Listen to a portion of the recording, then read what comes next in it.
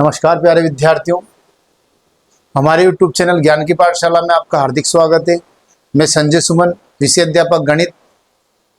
हमने हमारे पिछले वीडियो में प्रश्नावली 3.1 से संबंधित प्रश्नों को हल किया था। अब हम आपके लिए लेकर आए हैं प्रश्नावली 3.2। 3.2 में हम प्रतिस्थापन विधि द्वारा रैखिक समीकरणों को हल करेंगे और उससे संबंधित प्रश्न मैंने आपके सामने पहला प्रश्न लिखा है। पहला प्रश्न इस प्रकार है, निम्न रैखिक समीकरण युग्म को प्रतिस्थापन विधि से हल करो। उसका हमने पहला ही प्रश्न लिया है। पहला प्रश्न है x + y = 14 और x - y = 4। यहाँ हम पढ़ रहे हैं रैखिक समीकरण युग्म। तो रैखिक समीकरण युग्म का मतलब है दो समीकरण हमें देगा। दो समीकरणों को हम इस प्रकार से हल करके लिख सकते हैं, x + y = 14 समीकरण 1, और दूसरी को इस तरह से x - y = 4। अब जो दो समीकरणें हमारे पास दी गई है, उन दोनों में से किसी एक समीकरण में किसी एक चर का पक्षांतरण करके हम तीसरी समीकरण बनाते हैं। यहां हम यदि y का पक्षांतरण करते हैं तो प्लस का होके माइनस हो जाएगा। यहां हम y का पक्षांतरण करते हैं तो माइनस का है तो प्लस का हो जाएगा। हम समीकरण 2 से समीकरण 3 बनाते हैं, x = 4 + y।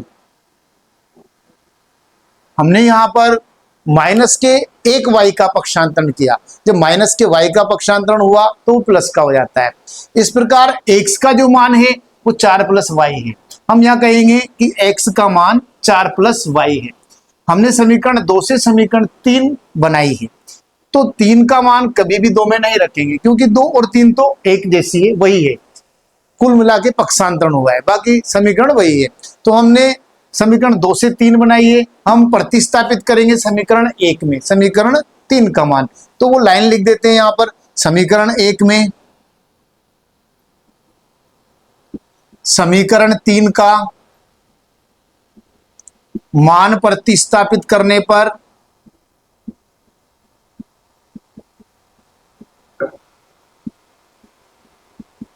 समीकरण 1 में समीकरण 3 का हम मान प्रतिस्थापित कर रहे हैं। x के स्थान पर 4 + y हम स्थापित करेंगे। समीकरण 1 हमारे पास है x + y = 14। हमें इस समीकरण में समीकरण 3 का मान रखना है x के स्थान पर। x के स्थान पर रखते हैं हम, x का मान रखेंगे 4 + y। x को नहीं लिखेंगे, वहां रखेंगे 4 + y, प्लस का y जैसा है वैसा बराबर है 14। यहां पर कोष्टक खोलते हैं तो 4 + y = 14। अब हमने देखा कि यहाँ y एक जैसा है और दोनों बार प्लस का है, जोड़ देते हैं, एक और एक हो जाता है 2y बराबर है 14। अब हमारे पास बचता है प्लस का 4। प्लस का 4 जब पक्षांतरण होके 14 के पास जाएगा तो माइनस का बन जाएगा। हमने लिखा 2y बराबर 14 में 4 घटाए 10, और 2 का भाग जब 10 में देते हैं तो y का जो मान मिलता है वो हमें मिलता है 5। यानी कि प्रतिस्थापन विधि से हमने y बराबर प्राप्त किया है 5। अब हमें चाहिए x का मान। हमारे पास 3 समीकरण है। 3 समीकरणों में किसी भी एक समीकरण में आप y के स्थान पर 5 प्रतिस्थापित कीजिए, x का मान आपको प्राप्त हो जाएगा। मैं अपनी सुविधा अनुसार समीकरण 3 में y का मान प्रतिस्थापित करता हूं। लिखते हैं समीकरण 3 में y बराबर 5 रखने पर समीकरण 3 को लेके आते हैं, x = 4 + y, और y का जो मान है वो हमारे पास 5 है। तो लिखते हैं x = 4 + y के स्थान पर 5। x बराबर मिलता है हमें 4 और 5 जोड़ते हैं तो 9। इस रैखिक समीकरण युग्म में जो हल प्राप्त हुआ है, y का मान 5 है, x का मान 9 है। ये हमारे इस प्रश्न का उत्तर होता है। अब हम प्रश्न नंबर 2 की तरफ चलते हैं। प्रश्न नंबर 2 हमारा है s - t = 3, s/3 + t/2 = 6। यहाँ हमें दो समीकरणें वापस दी गई है। हमें यहाँ s और t का मान प्रतिस्थापन विधि से ज्ञात करना है। तो यहाँ दो समीकरणों से हम एक तीसरी समीकरण बनाएंगे। तो पहले लिखते हैं इसको, एस माइनस टी बराबर 3, समीकरण है 1। यहां आपको एक भिन्न के रूप में समीकरण दी गई है, तो आप इसको पहले सोल्व कर लें। सोल्व करने के लिए हम क्या करते हैं, 2 और 3 का एलसीएम ले लेते हैं, लेसे पे ले लेते हैं। 2 और 3 का लेसे लिया, 3 दूनी 6, 3 का भाग जब 6 में लगाया 2 बार और 2 को एस से गुणा किया तो हमें मिलता है 2s। 2 का भाग 6 में लगाया 3 बार, 3 से टी को गुणा किया हमें मिलता है 3t बराबर है 6। इसकी भी बटा 1 लगा के हम कर देते हैं वज्र गुणा, 2s प्लस 3t 1 से गुणा करने से और 6 से 6 को गुणा करने से मिलता है 6 चंग 36। ये होती है हमारे समीकरण 2। अब हम अपनी सुविधा अनुसार देखते हैं कि किससे सवाल सीधा होता है। अगर हम यहाँ 3t का पक्षांतरण करते हैं या 2s का पक्षांतरण करते हैं तो माइनस में जाएगा, पर बटा में अगर s का करते हैं तो 3 जाएगा और t का करते हैं तो बटा में 2 जाएगा।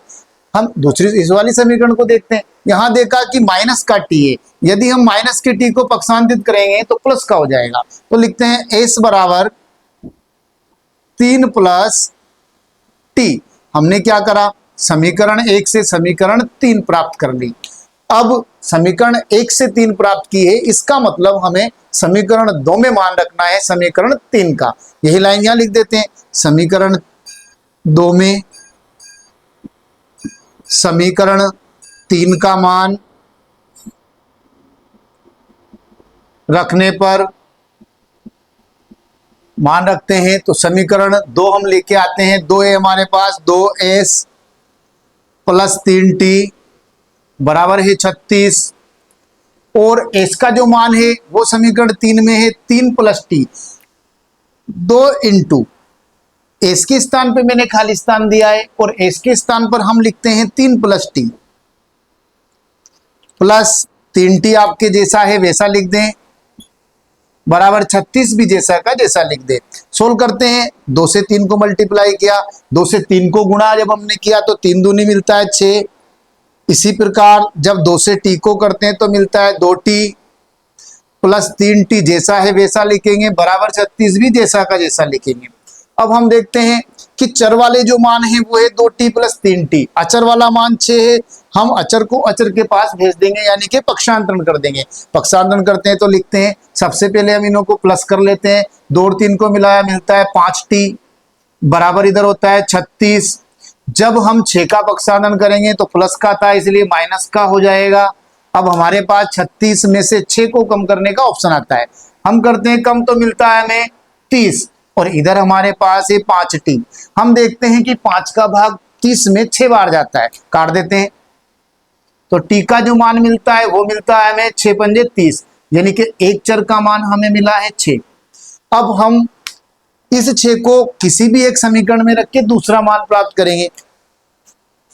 हम लिखते हैं कि समीकरण 3 में, क्योंकि सुविधाजनक समीकरण 3 है, डायरेक्ट मान मिल जाएगा, और में रखने से पक्षांतरण या गुणा करना पड़ सकता है। समीकरण 3 में हमें t का मान 6 रखना है, t बराबर 6 रखने पर या प्रतिस्थापित करने पर समीकरण 3 को हम लेके आते हैं, s बराबर 3 प्लस और t का मान जो मिला है वो है 6, हम t के स्थान पे 6 लिख देते हैं। s का मान आता है 3 प्लस 9, प्रतिस्थापन विधि से हमने s का मान प्राप्त किया 9 और t का मान प्राप्त किया हमने 6। ये हमारे इस प्रश्न का हल होता है, इसका स्क्रीनशॉट आप ले सकते हैं। चलते हैं हम नेक्स्ट क्वेश्चन की तरफ। प्रश्नावली 3.2 के प्रश्न नंबर 1 का हम प्रश्न नंबर 5 लेते हैं। 5 जो प्रश्न है, √2x प्लस √3y बराबर 0, √3x माइनस √8y बराबर 0, ये महत्वपूर्ण क्वेश्चन है और बोर्ड एग्जाम में आ चुका है, तो आप इसको अच्छी तरह समझें। यहाँ पर हमें 2 समीकरण दी गई है, उनको हम लिख लेते हैं इस प्रकार से कि समीकरण 1 और समीकरण 2 है। हल करके लिखते हैं, √2x प्लस √3y बराबर 0 समीकरण होती है फर्स्ट। इसी प्रकार √3x माइनस √8y बराबर 0 समीकरण नंबर है 2। दोनों में से किसी एक समीकरण द्वारा हम तीसरी समीकरण बनाते हैं पक्षांतरण विधि द्वारा। तो या तो आप चाहो तो पहली से बना लो, चाहो तो दूसरी से बना लो, दोनों में पक्षांतरण करना होगा। मान लो 1 से बनाते हो तो आप लिखोगे √2x बराबर प्लस का है, जब जीरो के पास जाएगा तो माइनस का हो जाएगा √3y। मैंने यहाँ y का पक्षांतरण किया है। जरूरी नहीं है कि हर क्वेश्चन में y का ही पक्षांतरण किया जाए, x का भी हो सकता है। x बराबर हमें मिलता है माइनस का √3y बटा √2। ये हमारे समीकरण नंबर हो जाती है 3। समीकरण 3 हमने 1 से बनाई है, इसलिए मान हम 2 में रखेंगे। लाइन लिखते हैं, समीकरण 2 में समीकरण 3 का मान रखने पर समीकरण 2 को हम लिखते हैं। समीकरण 2 हमारे पास है √3x माइनस √8y बराबर है 0 के। समीकरण 2 में समीकरण 3 का मान हम प्रतिस्थापित करते हैं। समीकरण 2 है हमारे पास √3x minus √8y, √3x minus √8y, और समीकरण 3 का जो मान है माइनस का √3y बटा √2 हमने x के स्थान पर प्रतिस्थापित किया है। अब हम प्लस के √3 से माइनस के √3y को गुणा करते हैं। जब प्लस माइनस गुणा किया तो हमें होता है माइनस प्राप्त, प्लस माइनस माइनस, 3 तिया होता है रूट में 9 बटा में मेरे पास है कितना √2 माइनस के √8y बराबर है 0 के। आगे चलते हैं, आगे हम इधर लिखते हैं। हम जानते हैं कि रूट में जो 9 है वो एक पूर्ण वर्ग संख्या है। इसका मतलब 9 का वर्गमूल होता है माइनस के 3 बटा में √2 माइनस के √8y बटा है 1 बराबर है 0।